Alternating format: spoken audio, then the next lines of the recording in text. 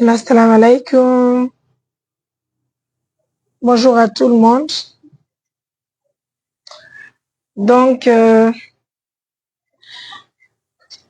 dis bonjour à tout le monde. La union assalamu alaikum. L'ensalminion dungal. Maxi de partage de l'émission. Ara quoi dia di kontao l'ensalmini julbe alla ben fou. Wana o mao.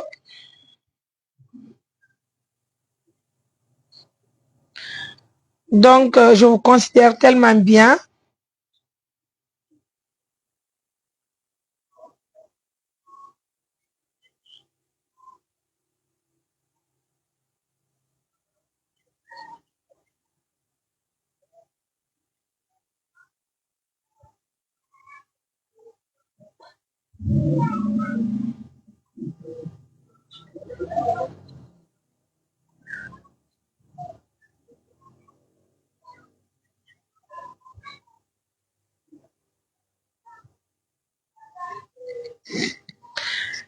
Donc, Moussipe, coucou à tout le monde. Assalamu alaikum. Je vous embrasse partout. Je vous dis grand merci de la confiance et de l'attention, maximum de partage de l'émission. Haray no andi rono musidɓe wona o ma o eɗen salmini julɓe Allah ɓen fof eɗen salmini kala wonɗo ɗettude tammu suiva émission ji men ɗin suiva golleji men ɗin ara eɗen innimo la bienvenue ka émission meɗen mo wonɗen e wadde si tawi woni réseau ji ɗin permetti en on va faire l'émission andinen julɓe Allah ɓen ko fewndi kon hara émission mo falde wadde en ɗo ko émission ko yowoniri e jamiu men on ñasagala. Donc ensemble on va partager la vidéo, on va partager l'émission. Si woni réseau ji ɗin jaɓi hara on va partager l'émission. Haray noon ko adi kon meɗen salmini on moƴƴa miɗo inni on kadi la bienvenue dans cette émission. Donc haray hande ko andi ngollon en gayni darnugol juulirde men nden maali haray ko mankani en hande maali ko fii ko yowondiri ko musidɓe tappiji men ɗi haray ɗen haton jini e tappiji weƴƴiteteɗi ɗin ka juulirde meɗen maali. Donc andi ça fait tellement plaisir ko tawata kon Allah no okki en cuucal. Donc andi ça fait tellement plaisir. Partagez-moi la vidéo s'il vous plaît. Ko tawata kon Allah no okki en cuucal immagol huwa golle ɗe Allah hiɗi yarli tawata no laaɓa hino foti haray julɗo no yeli murandu musidɓe. On se rappelle ko lewru e yontere waɗi gila men immi mamum me yehi labe ɓen immi labe me yehi maali darnugol nde juulirde meɗen ko on ɗum darnande nde juulirde ko ɓay en taskike en daari en tawi wondema maali nokkure wiyete ñasko nokkure ko wiyeteɗo ñasagala haray dey baabiraɓe meɗen ɓen e nenira e meɗen ɓen hino senade kilo 6 si ɓe heɓa juulirde ko ɓe juulira juma hari ko jamurudo ɓe mari on jamurudo ɗon kadi on tini hari on lanni bonde ko loopeɓe mentuɗo ka juulirde ko ɗon baabiraɓe meɗen ɓe wonno e juulude kono ara ɓayɗon andi Allah no waɗi barki e men Allah no waɗi barki e golleji men ɗi Allah maapinali en Allah aaninali en sina ɗum musidɓe ndaare ko lebbi ɗiɗi waɗi en darni jaamijo ɗiɗi e nder lebbi ɗiɗi on lebbi tati on en darni suudu tanti safi ndu en darni suudu ndu en darni jaami on tayre e ndeɗo juulirde ñasagala oɗo noon jaamiu himo jandi ɓuri ɗe jaamiji ko woɗen jarnude par ce que jaami ko woɗen darnude kon ko sappa sappo e ngal ɗo yayan sappa sappo e tati sappo e ɗiɗi e hara hiɗe weltani Allah hiɗe weltani partenaire ɓe fof ko moƴƴi kon no moƴƴi yo Allah duumi ñegol ko moƴƴi kon yo Allah sendu en e kuuɗe bonɗe artirañ e hunde labande e hunde moƴƴude donc andi j'ai toujours dit komi yolli kon kadi mi inni haray min oblige haye goto ƴettuɗe mbuuɗi ko yankoto kon jonname non komin toroto ballal ko yimɓe ɓe Allah waɗi barki e mum ittaɓe sadaka ɓe haalitata ittoɓe sadaka hara ala wullude ittoɓe sadaka hara ko fi Allah woti annabijo ɓe woni e ittirde sadaka ittoɓe sadaka anni yo hokka miskina hara wona inde woni ɗaɓɓude hara ɓe ɓe fonti jungo tori ɓen ɗon Allah yo Allah wawu okkude en jawdi laaɓudi hiɗon andi gollugol ka meɗen lagine no hulɓini hino metti si Allah waɗa barki e ma an wonɗo darade o fiyo hunde laato a heɓay probléme non seulement an yiɗa dari fi weltingol julɓe Allah ɓe walla miskinajo mo heɓanta hoore mum goɗɗum se ndaari nokkude ko wiyeteɗo ñasagala mi neeɓi tippude koɗoli ɗin kono mi holliti on ngohoɗo ɗo kadi ko yimɓe ɓe Allah okki diina moko baaɓe tedduɓe ɓe Allah waɗi barki e mum hoɗo ngon no heewi aynay si tawi woni a yii aynay koye saare wonda hara wona e fulaso wonda mi nasi ɗon faltade kono on ƴiyay ka men lagine si a immike fi hunde hara temedere no dari no inni nden ɗon hunde nde laatotako ɓe waɗata de fi ɓe jembama fi wargo ko falɗa wadde ko moƴƴi kon koɓe daɓa ɓenna ɓe liɓay ko moƴƴi kon duwaka laatade kaka meɗen lagine ɗum ɗon kadi iya sina ɗum je comprends très mal yo mojobere immade daro datto inna moodi ɓay wona laamu ngu woni e arde wallito fulasoji men ɗi joni menen min immoto min jonnidira juuɗe min wallinira fiye waawu wallitade miskinaɓe harayno hulɓini wuradu moƴƴuru woɓɓe immo excusez-moi s'il vous plaît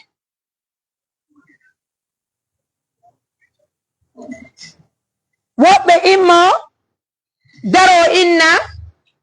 ɗum ɗo wonayo laato hiɗon andi si Allah no e fi hunde haray pigi ɗin ɗiɓe laafi on faltike haray foyɗen andi golleji ko jokkuɗen kon ko Allah pettuwata yoɓude en goɗɗo ala joddime sina ɗum gila woɓɓe fuɗɗi innugol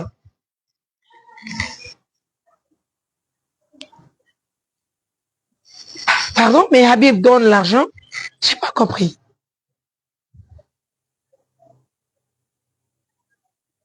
attends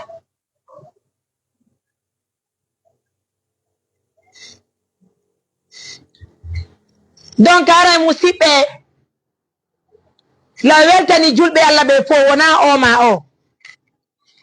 so yi hande ka mojobere meɗen ha joni ɓe wawali liɓugol mojobere nden goto ko ɓay Allah no waɗi barki e men goo ɗimmel ngel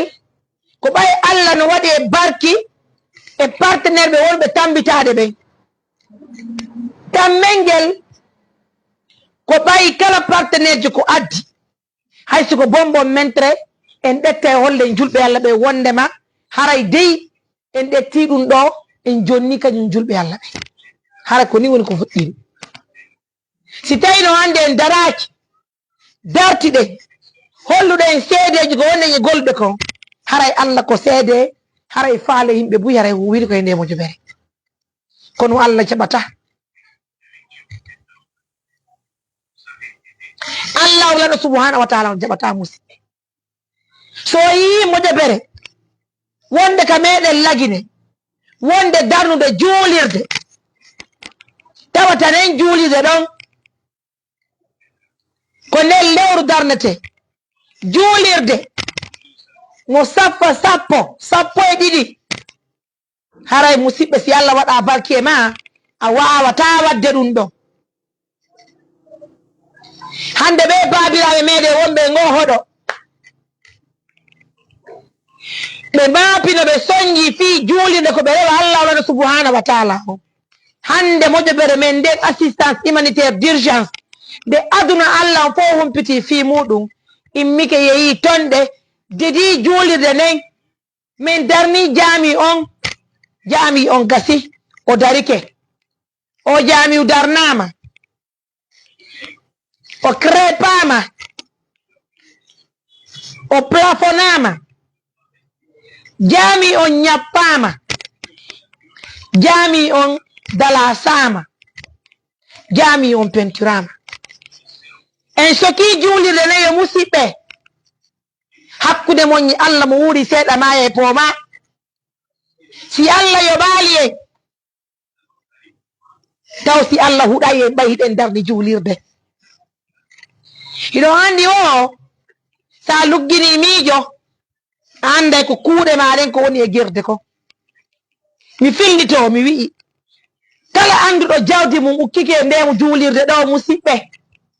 taw si on ni say ɓay a darnu juulirde ko babiraɓe ɓe rewa Allah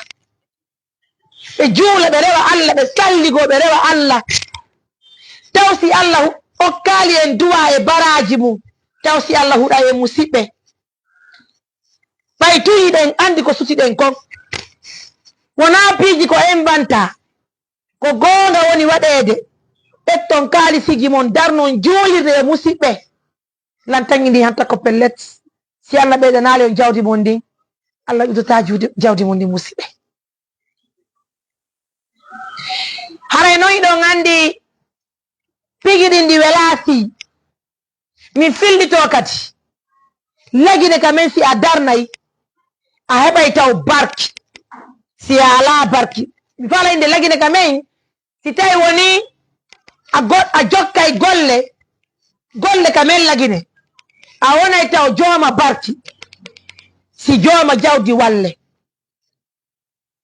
et l'homme béni laissez-moi partir je fais mon émission s'il vous plaît même vous me déconcentrez parce que vous êtes là en train de me dire de se justifier je me justifie devant qui je suis sur ma page officielle je fais l'émission j'explique et je travaille c'est ça mon travail arrêtez de me déconcentrer pardon je vous prie humblement d'accord je n'aime pas certains commentaires parce que voilà c'est pas facile on a besoin de parler quand même d'accord bien la seule chose que je demande à ces personnes qui sont en train de commenter c'est de partager la vidéo de partager dans tous les groupes mo ben nana jento nana ko wona yewtede ko ɗum ɗo woni komi toɗi yo d'accord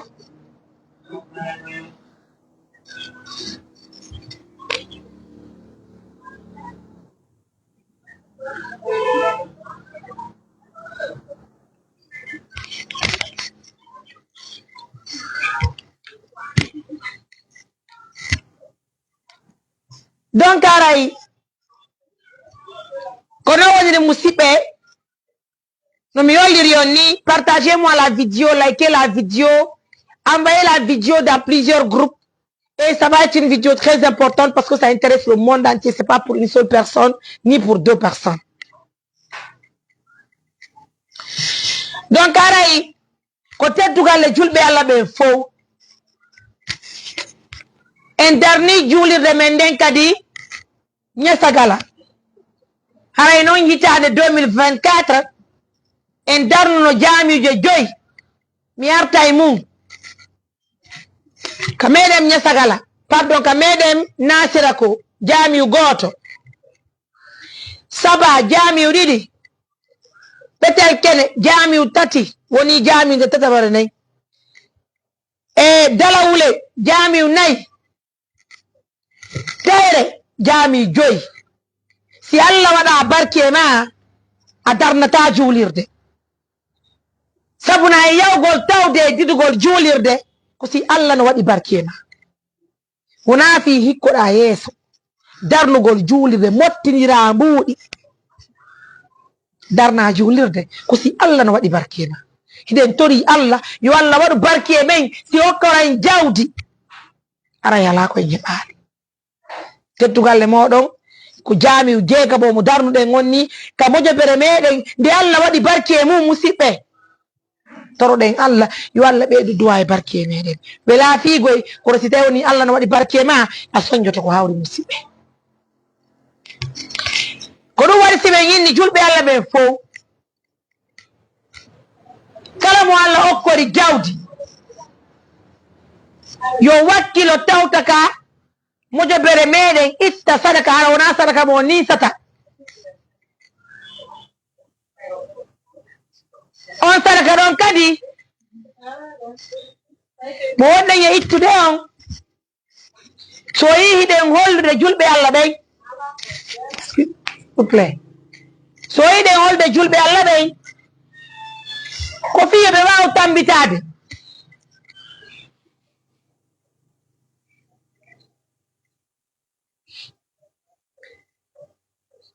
si tawi woni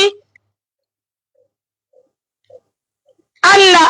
jonnima cuucal yattugol waɗa mojobere wona doole ma dey ko Allah woni ko waɗi mi fillito kadi a wonɗo wadde commentaire on ɗon mi wi siɗa mari barki kala ko nanganɗa yara yeeso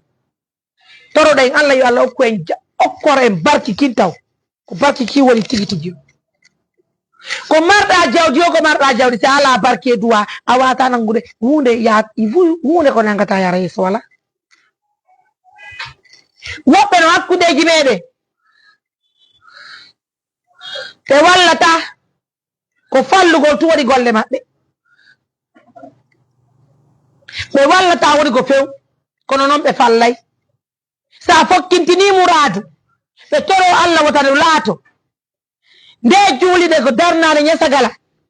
ala ko men nanali ala ko men iyali himɓe bo inni me mara hunduko jaborko kono noon meɗen mari hunduko argo waɗa émission holla julɓe Allah ɓen wondema jaami on darike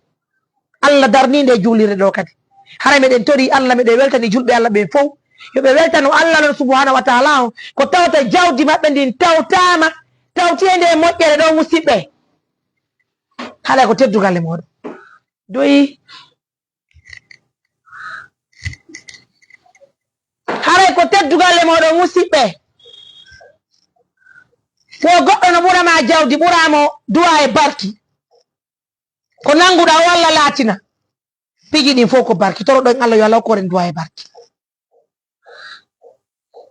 no dasɗon faltade en darni jamijo jeego ko Allah jonni en cuucal ko Allah waɗi barki e men fottuɗen kadi e julɓe Allah hokkoroɓen jawdi tawa jawdi maɓɓe ɗin ko Allah hokkiɓe ɗi ko Allah hokkiɓe ko Allah waɗi barki e maɓɓe ɓay sa ala barki ay ɗaɓɓuɗa jawdi a heɓata hara meɗen weltani julɓe Allah ɓe fof nde ɗo kadi julde ne gasi e jam moƴƴere ko on ɗum man kadi en ka juulirde hiɗon andi jamiu men on ñesagala non seulement laawol ala hino woɗɗi ara ko muradu moƴƴuru jamiu men on ñesagala omo wonɗen e darde ɗo représentant meɗen feeno o sahiɗo no ñesagala tonɗe exactement écrivez bravo hande kadi représentant men laaɓe o nangi laawol himo yaadude waɗana ɓen panneau solaire musidɓe weltanoɗen Allah nani weltanoɗen taguɗon nde musidɓe jaamije ko darnuɗen ko fof ndaare en darni juulirde ne en crépi en dalasi en plafoni en ñappi hande hiɓe ka laawol hiɓe yaade waɗugol pano ɓe daygina juulirde men nde hara baabiraaɓe meɗen ɓen si yalti ka cuuɗi wagtu on ka subaka wona ɓe yonnoro torsuji ko ɓe yaru ɓe huɓɓina panoje ɗen ɓe juula haray kadi micro no woodi ɓe ewnoɓe waajo hoɗo ngon fof notodira musidɓe si Allah waɗali barki e ɓen Allah huɗata e musidɓe haray ko golleji amen ɗini musidɓe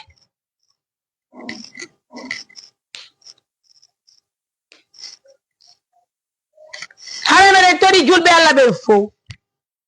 ñande fini weeti wo toroɗen Allah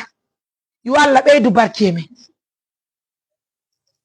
si Allah waɗi barke ma hakkude ñi Allah jooma jawdi folatama yo Allah ɓeydu noon kadi barke partenaire ɓe amen ɓen okkoraɓe jawdi laaɓundi tawata si ɓe yimmike fi hunde goto wata inde artu o tawa ɗo hunde nde hara hiɗe weltani Allah hiɗe weltani julɓe Allah ɓe fof hiɗe weltani kala tawtuɗo e nde mojo bere wiyeteni assistance humanitaire d'urgence ɓe julɓe Allah ɓe fof humpiti fi mum hande sa yehi ka TikTok ko fi Mariam Touré e mojo bere nde si a yehi ka Facebook ko fi Mariam Touré e mojo bere nde no sikkude ko doole amen wona doole amen dey ko Allah woni ko jonni men ɗum ɗo wosira e fi Allah Allah no e fiima sa immike fi hunde fi miskinajo ñande nden min yewno ñesagala min tawi baabiraɓe meɗen towa duuɓiɓe gore ɓe mama soro amen manta soro amen hiɓe tooli hiɓe fadi men menen koye paykoy hayɗan ɓiraɗan lannaji lumɓuɗe ka hunduko amen min tawa baabiraɓe meɗen no tooli no fadi men no habbi men yomin holluɓe moƴƴere ko addi men kon ka hoɗo ɓen ari min holli ɓe wondema ɓeɗen faala darnugol juulirde kono noon baba men mara jawdi dey haray noon ko julɓe Allah woɓe men tambitade ɓen ko ɓen ɗon kadi wata men tambitade e nder lewru ko yontere nde woni timmude ɗo tawa nde ɗo julde darike mo ala barki waɗa ɗum musidɓe hakkude mo Allah mo wuuri seeɗa ma e pooma hande ɓen babira e meɗen ɓen tawno ɗon mi yawtidi e makete ɓen Alaji Badru ɓe labe fay ɓe nani to an ka téléphone ɓe inni ko hajja Mariama ni minni ko min tigini baba ɓen yo Allah waɗu barke ma golɗon konngol tum no yonin mi ha ñande ɗetteni ɓi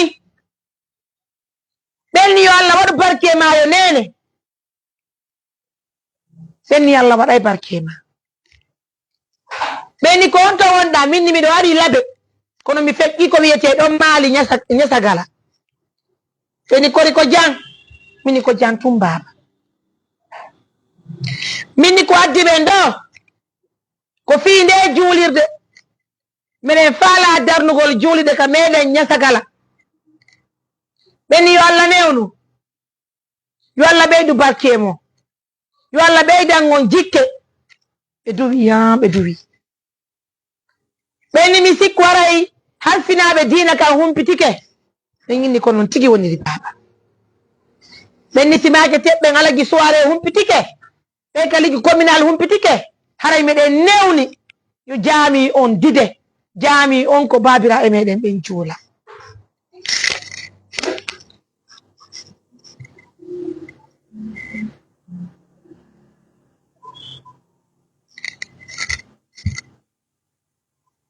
haray musidɓe min mbakodi Alaji soirée Alaji soirée maaki ko noon tigiri yo nene haray meɗen newni yon didu juulirde nden hara ko juulirde juma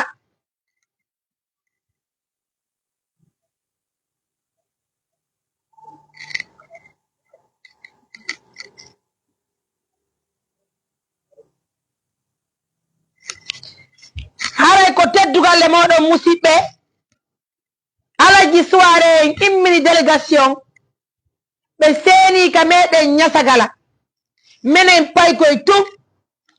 minen pay koye tum wonno ko yeytonɗe kono ɓay Allah no waɗi barke amen baabiraɓe meɗen ɓen newnani men yo men didu juulirde men didi jaami on baabiraɓe meɗen ɓe waɗi duwa ɓe didi ɓe walliti men ɓurandun laatori no Allah waɗiri noon barke musidɓe haray hande ndaare ɗo barkiki jaami on dadike en ñappi en plafoni en penturi labama ha moƴƴi labama ha moƴƴi joni si a immike ga maɗa a yeyi e hoɗo a darni juulirde a ñappi a plafoni a waɗi panneau solaire yo musidɓe ma fille chérie comment tu vas et mon beau il va bien hein? Nene gotoɓe am ɓen mi fillito si Allah ɓeydali jawdi men ndin mi hoolaki jawdi ndin iwtoto sabu hiɗen darni juulirde yo Allah ɓeydu barke men musidɓe ko teddugal e julɓe Allah ɓe fof wona o ma o en nodday joni représentant men on Mali ɗum ko Rukiyatu wontirɗo Mali o sifano en si tawi woni ɓayari sonnaɓen no mottodirde e loota juulirde ndey ɓe habbo waɗayɓe ɓen panoje ɗey ɓen kamno ka laawol hiɓe yaade ɓe daygina juulirde men ndey hara baabiraɓe meɗen ɓe nenira ɓen ɓe senoto hiɗon andi suumaye on hande ko manki ko lewru ma lebbi ɗiɗi ƴiyamum layli juule ka juulirde ɗo hakkude mo ñi Allah mo wuri seeɗa ma e pooma si Allah ɓeydanali en jawdi men ndi taw si Allah ɗiwta ndin jawdi ça va être compliqué Allah wata ittude jawdi ndi musidɓe hara yiɗe weltani Allah subhanahu wa taala ko watti e mum kadi musidɓe ko waɗi si waɗɗen o émission ɗo ko waɗugol émission direct ɗo holla partenaire ɓe ɓen fof kala marɗo feere hiɗon andi mi tinduno e Habib o walitori e million sappo wattuɗen e million 5 mo jonnuɗen gon masomɓe ɓen haray ko ɗum ɗo wawde yoɓude masomɓe ɓen ɓen ɗon déjà ɓe hendike mbuɗu maɓɓe ɗin ko teddugal e mon o fo moɗo donc aray tapi giɗi huuɗe sodaka taw haray noon hiɗen toɗiri ballal non vraiment les partenaires de l'ONG sont les meilleurs en Guinée c'est des meilleurs non mais c'est visible rien n'est attaché hunde no suta ko ɗum waɗi si ɓe ñinna e kala heɓuɗo feere yo préparo o yewta ka meɗen Mali min yaafi ino gurgol juulirde men nden min jonnita baabiraɓe meɗen ɓe ko on ɗum tongi si hande panoje ɗe waɗama si hande ni partenaire jo okkimen million 9 fi en soodu tapi giɗi hara yon andu min Mariam Touré ɓoroto ɗo janngo ma faɓɓi janngo mi nanga laawol Maali min yaha min weƴƴita tapiji ɗin ka juulirde min ɗetta ɗe juulirde bimbi nde ñande min hollita hoɗo ngo fof min hollita Alaji Badroy e Alaji Soiré wondema min gayni darnugol juulirde nden yo baaba haray hino jaami on min jonniti on haray watte sookeje moɓɓen ka hoɗo musidɓe haray ko on ɗum laba ɓuri ɗum ɗon ko on ɗum laba ɓuri ɗum ɗon musidɓe haray meɗen faala partenaire jo kala jentiɗo men ɗo siko marɗo $100 siko marɗo $200 siko marɗo coggu tapiji ɗin fof hiɗon andi ka meɗen tayre ko sonnajo wonɗo Amérique wiyeteɗo Sista Hafsatu woni ko addani en million 9 fi en soodu tapiji ɗin ka meɗen tayre ɗo kadi meɗen tori ballal siko hande siko janngo kala feere ko heɓuɗo wallitore en weƴƴiten tapiji ɗin ɗoɗe représentant men on ƴiwa ton o arta Conakry o toppito kadi e golleji fi nawnuɓe ɓen ɓayi ɗon andi pigi ɗin gona yimɓe ɓen ari ka meɗen fi nawnuɓe minna faɗelanta o partenaire jo représentant men wonɗo Conakry o himo maali himo yehi gueɗe darnugo juulide yo musidɓe haray miɗe tigoy kayeyon o yii hiɗen fuɗɗade golle men ɗen je peux avoir de l'eau s'il te plaît.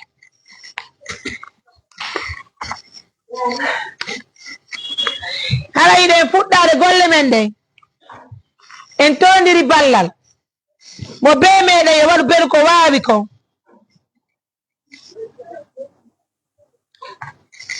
Tapiji ɗin tapi goto luuro goto ko 1,300,000 yeyete. Tapiji ɗi weɗiteɗi ka juulirde luuro goto ko 1,300,000. no gasa no woodi woɓɓe sonna en luuro ɗiɗi luuro tati luuro nayi ma inna mariam miɗe tisal tapiji ɗi fof haray yaw kono hakri soɗa tapiji ɗin embarkaɗi fi labe do labe maali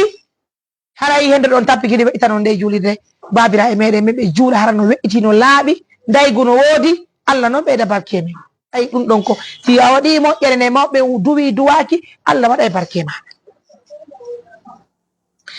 haray donc teddugalle mon o fof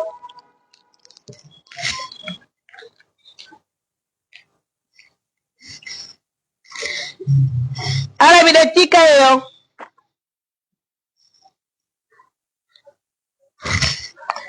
siko mo 100 euros siko mo 200 dollars siko mo 300 dollars mo be meɗen ko waɗi o fiye waw wallodirgol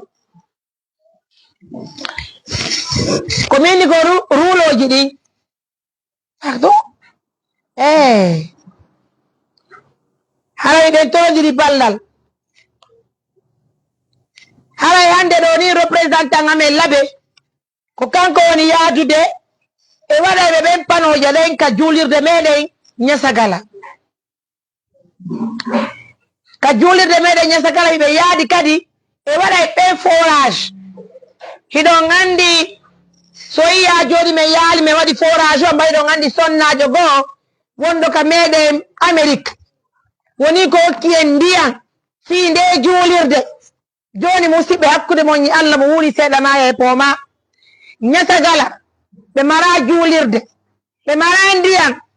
minen ɓe yeehi partenaire ɓen darni juulirde ɓe hokki ndiyam hakkude mon Allah musidɓe ko moƴƴere waɗɗen ka ko boni waɗɗen ko moƴƴere waɗɗen ka ko boni waɗɗen